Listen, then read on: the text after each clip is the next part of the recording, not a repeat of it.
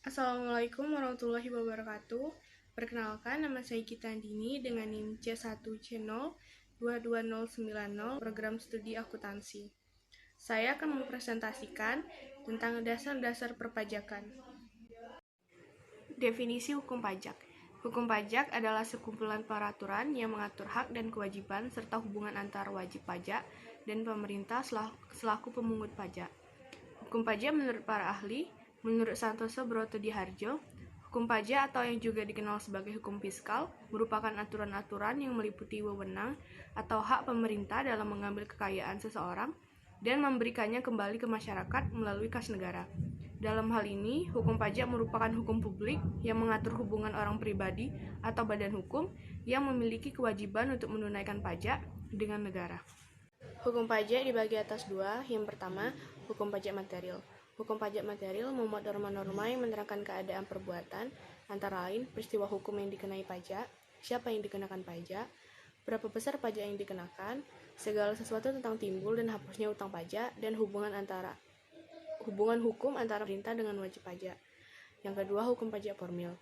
Hukum pajak formil, hukum yang memuat terkait prosedur untuk mewujudkan hukum pajak material menjadi suatu kenyataan atau realisasi. Dasar hukum pajak.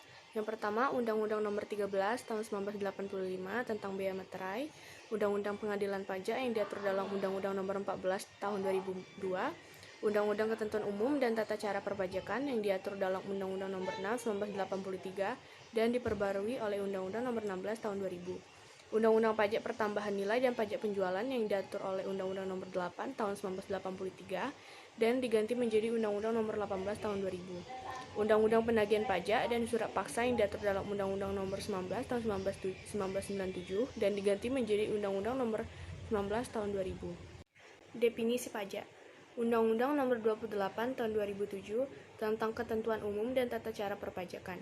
Pajak adalah kontribusi wajib kepada negara yang terutang oleh orang pribadi atau badan yang bersifat memaksa, berdasarkan undang-undang dengan tidak mendapatkan langsung dan digunakan untuk keperluan negara bagi sebesar-besarnya kemakmuran rakyat. Ciri-ciri pajak. Yang pertama, pajak merupakan kontribusi wajib warga negara. Setiap orang memiliki kewajiban untuk membayar pajak.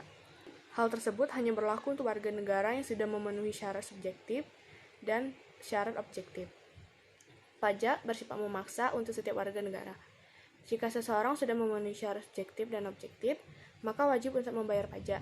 Dalam Undang-Undang Pajak sudah dijelaskan, jika seseorang dengan sengaja tidak membayar pajak, maka ada ancaman sanksi administrasi maupun hukum pidana. Warga negara tidak mendapat imbalan langsung. Pajak berbeda dengan retribusi. Contoh retribusi, ketika mendapat manfaat parkir, maka harus membayar sejumlah uang, yaitu retribusi parkir. Namun pajak tidak seperti itu. Pajak merupakan salah satu sarana pemerataan pendapatan warga negara. Berikutnya, berdasarkan undang-undang. Artinya, pajak diatur dalam undang-undang negara. Beberapa undang-undang yang mengatur tentang mekanisme perhitungan, pembayaran, dan pelaporan pajak. Manfaat uang pajak. Manfaat uang pajak adalah untuk membiayai semua pengeluaran negara seperti gaji pegawai negeri, gaji tentara, pembayaran utang pemerintah, dan membiayai pembangunan. Pajak juga digunakan pemerintah sebagai pengaturan kebijakan negara atau yang disebut dengan kebijakan fiskal. Alasan pemerintah memungut pajak. Ada dua prinsip dasar kenapa pemerintah memungut pajak. Yang pertama, benefit principle, bahwa karena warga negara memperoleh keuntungan dari negara, maka negara diperbolehkan memungut pajak kepada warga negaranya.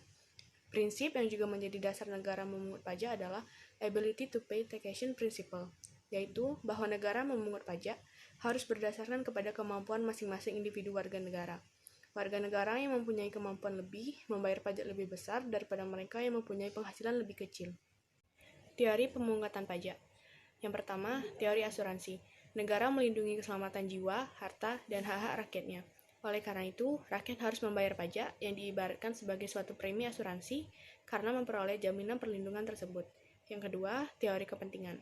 Pembagian beban pajak kepada rakyat didasarkan kepada kepentingan masing-masing orang. Semakin besar kepentingan seseorang terhadap negara, makin tinggi pajak yang harus dibayar. Yang ketiga, teori gaya pikul. Dalam teori gaya pikul, pajak yang harus dibayarkan oleh masyarakat harus sesuai gaya pikul dan ukuran yang sesuai dengan pengeluaran dan penghasilan, baik perorangan atau sebuah badan usaha. Jika individu masih memiliki penghasilan di bawah PTKP, maka belum memiliki gaya pikul. Yang keempat, teori bakti. Teori bakti mengatakan jika suatu negara memiliki hak mutlak mengambil pajak dari rakyat. Rakyat sudah memahami bahwa membayar pajak merupakan sebuah kewajiban dan tanda bakti kepada negara. Yang kelima, teori daya beli. Teori daya beli ini sangat erat berkaitan dengan kemampuan masyarakat saat melakukan transaksi jual beli. Pada transaksi jual beli, jenis pajak yang dikenakan adalah pajak PPN dan jadi semakin mewah atau semakin mahal barang yang dimiliki masyarakat, maka nominal pajaknya semakin besar pula. Asas-asas pemungutan pajak. Yang pertama, asas domisili. Asas domisili berarti negara dapat menarik pajak sesuai tempat tinggal. Istilah domisili merujuk pada tempat tinggal wajib pajak orang pribadi, juga tempat domisili wajib pajak suatu badan atas penghasilan yang telah diterima wajib pajak. Para wajib pajak yang berdomisili di suatu tempat akan dikenai pajak sesuai ketentuan di mana wajib pajak berdomisili.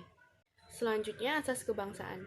Dalam asas kebangsaan yang menjadi landasannya adalah status kewarganegaraan dari badan usaha atau orang yang mendapatkan penghasilan. Hampir sama dengan asas domisili, karena negara dapat memberikan pajak dengan status wajib pajak. Yang ketiga, asas sumber. Asas sumber yaitu negara dapat mengenakan pajak untuk penghasilan yang diperoleh negara tersebut. Semua penghasilan yang didapat dari negara dapat memberikan pajak tanpa melihat domisili wajib pajak. Misalnya penghasilan yang didapat Singapura Ltd, maka dapat dikenakan wajib pajak luar negeri untuk jasa yang dipakai di Indonesia bisa dikenakan pajak. Sekian presentasi dari saya tentang dasar-dasar perpajakan. Saya ucapkan wassalamualaikum warahmatullahi wabarakatuh.